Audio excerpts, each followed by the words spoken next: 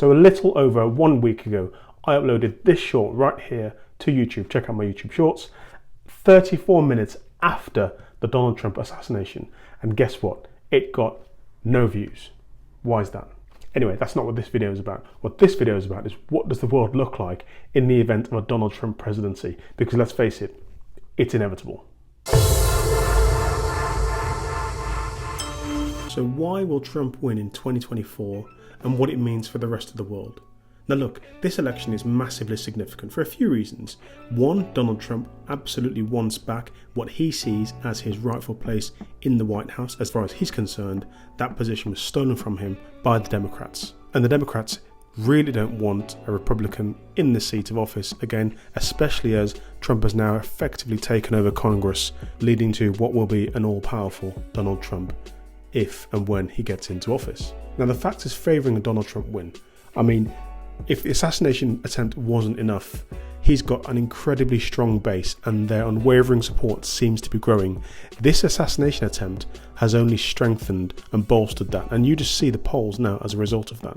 The assassination attempt has led to public opinion absolutely and quite rightly condemning this heinous act of an attack on someone in political office. No matter what your opinion of Donald Trump is, the fact that he's a politician and the fact that we live in a free democracy should mean that he should be able to practice on behalf of the base that support him and the base that he chooses to support. So absolutely I do have sympathy for not just Donald Trump, but any politician that faces physical attack from any member of the public. It is completely condemned and totally deplorable.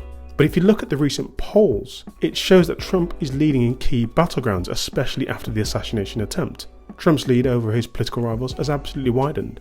A recent poll by Emerson shows that Trump has a 9-point lead in the tipping point state, up from a 2% lead in June.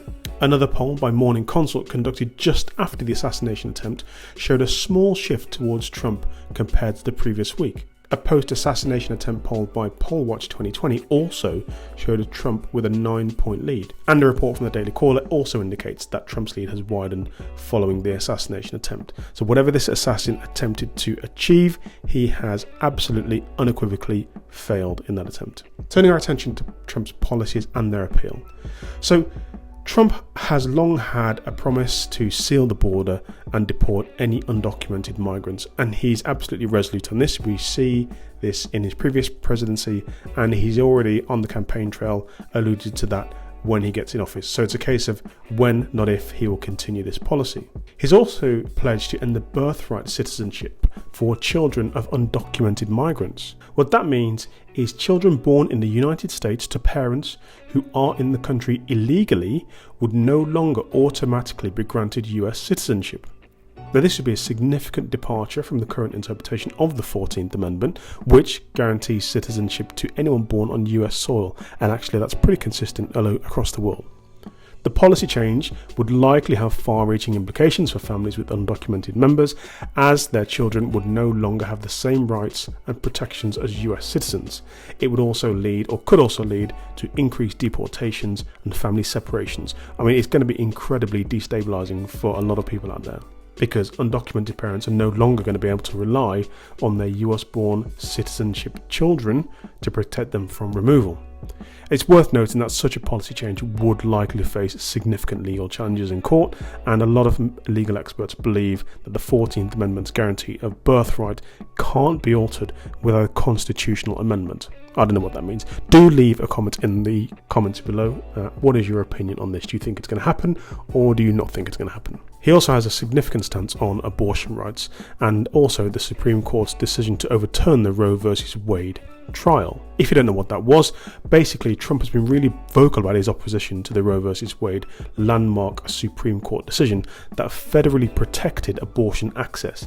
He stated that he believes the decision was wrongly decided and has expressed support for overturning it. Trump appointed 3 conservative justices to the Supreme Court during his presidency. These appointments were crucial in the court's decision to overturn the Roe versus Wade decision in 2022. The court's ruling returned decision-making power on the issue of abortion to the states, resulting in what is a patchwork law across the country. It's effectively state-level decision-making. And Trump says that he believes abortion regulation should be left to the states, meaning that each state would have the power to decide its own abortion laws rather than having a federal standard. Trump has expressed support for exceptions to abortion bans, including those for rape, incest, and when the pregnant woman's life has been endangered. Trump surrogates and policy platforms have discussed potential executive actions Trump could take if he were to return to office. These include enforcing the Comstock Act, which is a 19th century law that bans the mailing of obscene material, which could be interpreted to outlaw abortion across the country, prohibiting the mailing of materials such as medication and surgical equipment used in abortions.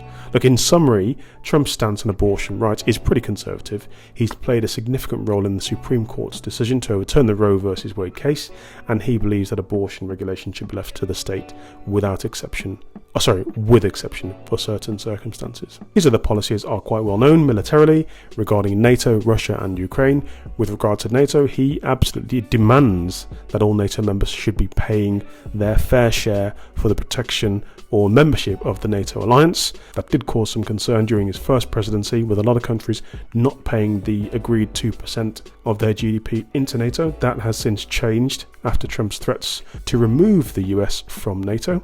With regard to Russia and Ukraine, he's been, again, very vocal. He's the only president to meet Vladimir Putin in the last goodness knows how many years. Check that out, look it up, leave a message in the comment.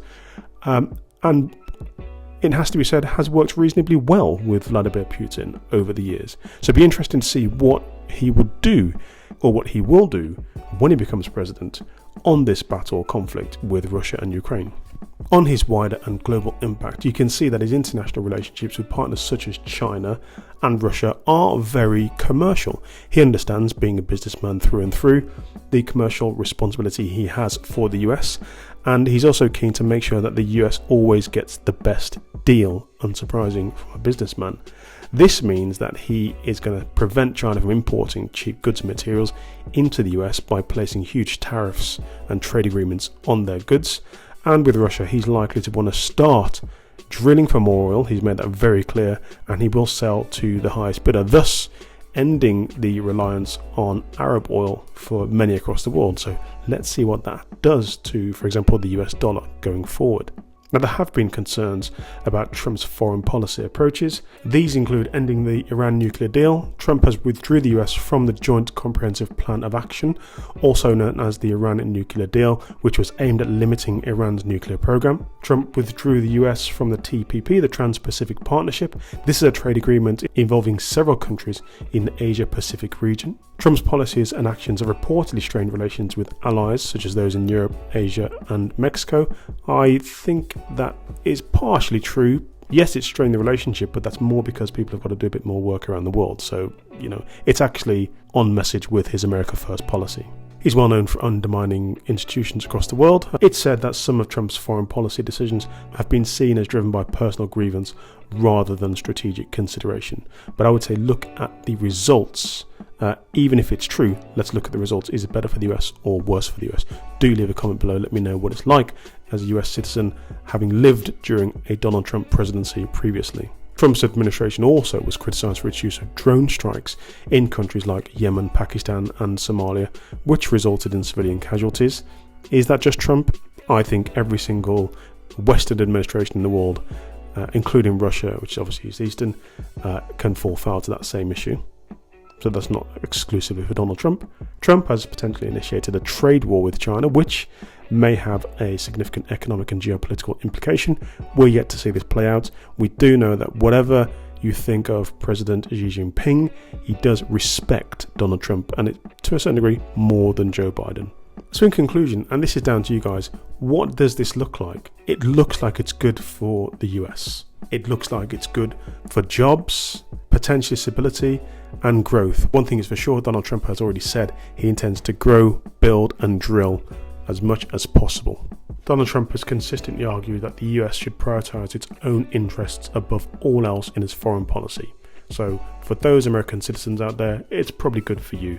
Donald Trump is definitely America focused. Donald Trump has been critical of existing trade agreements and has sought to renegotiate or completely withdraw from them. arguing that they've been unfair to the United States. Goes back to the America First policies. With NATO and alliances and the military, you can bet your bottom dollar that more countries around the world, especially all of those in NATO, will be forced to increase their membership spend into NATO, which overall actually is going to improve what NATO actually is, so that's probably a good thing overall. His focus on national security is paramount. Trump has been highly focused on national security issues, particularly relating to immigration, as we've seen, and terrorism, and he's going to implement policies that all centre on the America First philosophy. You want some more content? Well, don't forget to subscribe to this channel and like this video. Now take a look at the description below before you go. There's loads of links there that you can follow to get some free stuff, and don't forget to follow me on X. Get involved in the conversation.